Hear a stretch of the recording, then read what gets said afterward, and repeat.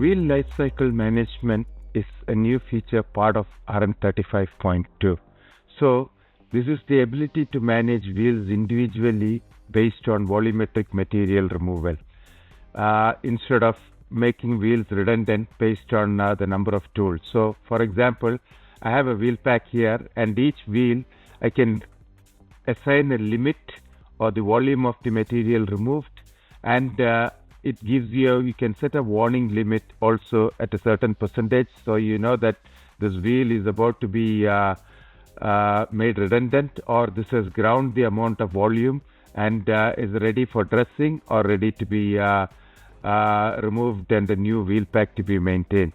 So how do you find this out? So as part of tool room, you can see in the tool wheel life cycle.